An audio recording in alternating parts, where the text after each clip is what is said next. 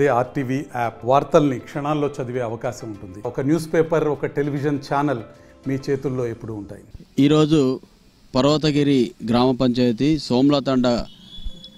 సోమ్లతండ గ్రామంలో పొలంబాట కార్యక్రమానికి విద్యుత్ సిబ్బంది మరియు విద్యుత్ అధికారులు రావడం జరిగింది.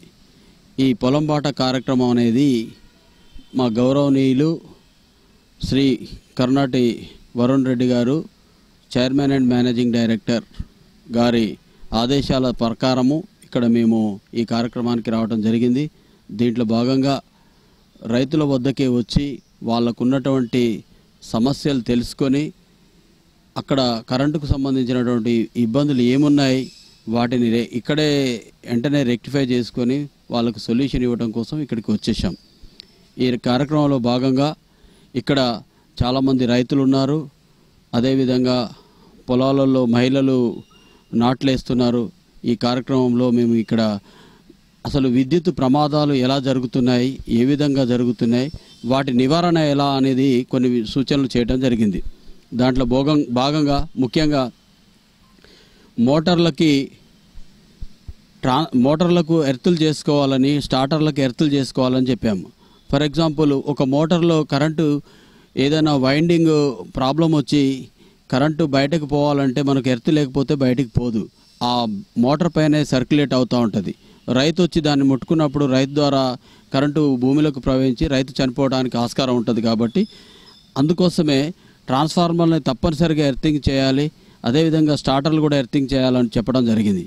అదే కాకుండా నాణ్యమైనటువంటి విద్యుత్ వైర్లను వాడాలని, దాంతోపాటు ఎక్కడైనా స్టేలు గిట్లా ఉంటే ఆ స్టేలుని పొలంలో ఉన్నదని చెప్పేసి రైతు దున్నటానికి అడ్డొస్తుందని చెప్పేసి స్టేలు తెంపేస్తున్నారు.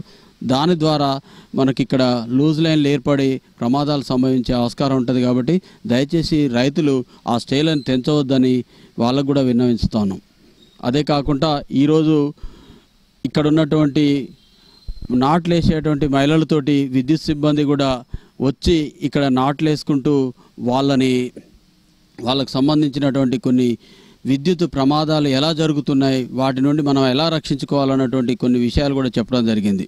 ముఖ్యంగా ఇళ్లల్లో రేకులపైన ఉన్నటువంటి సర్వీస్ వైర్లని రేకులపై నుండి తీసుకెళ్లొద్దు, దాన్ని పీవీసీ పైపుల ద్వారా తీసుకెళ్లాలని.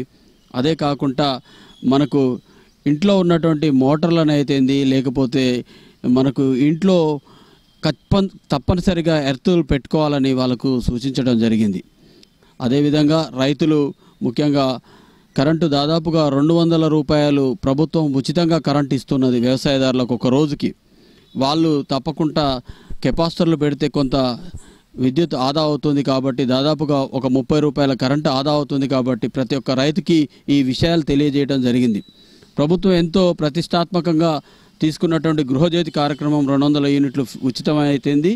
లేకపోతే ఇక్కడ వ్యవసాయదారులకు నాణ్యమైనటువంటి కరెంటు అందించడం అయితేంది. వీటన్నిటిని దృష్టిలో పెట్టుకొని ప్రతి ఒక్క రైతు ఇళ్లలో ఉన్నటువంటి వాళ్ళందరూ కూడా వాళ్ళు విద్యుత్తుని ఆదా చేయాలన్నటువంటి ఉద్దేశంతో కెపాసిటర్ గురించి చెప్తే చాలామంది కెపాసిటర్లు పెట్టుకుంటామని రైతులు ముందుకు వచ్చారు.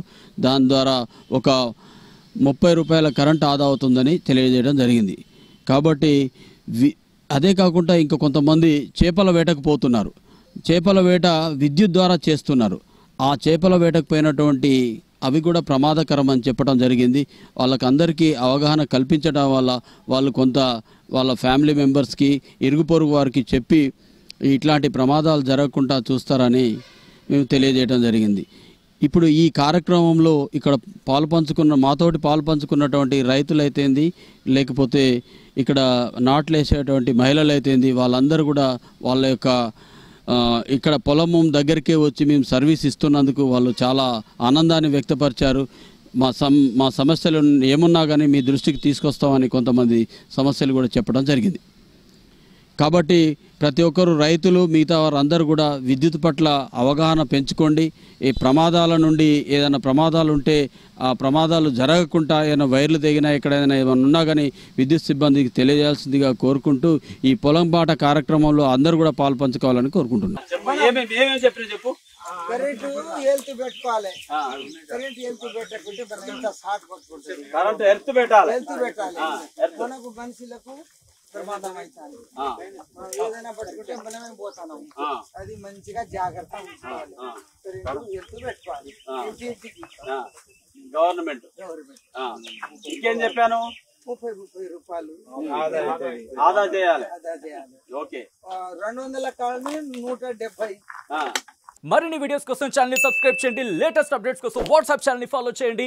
అండ్ లింక్ డిస్క్రిప్షన్ లో ఉంది.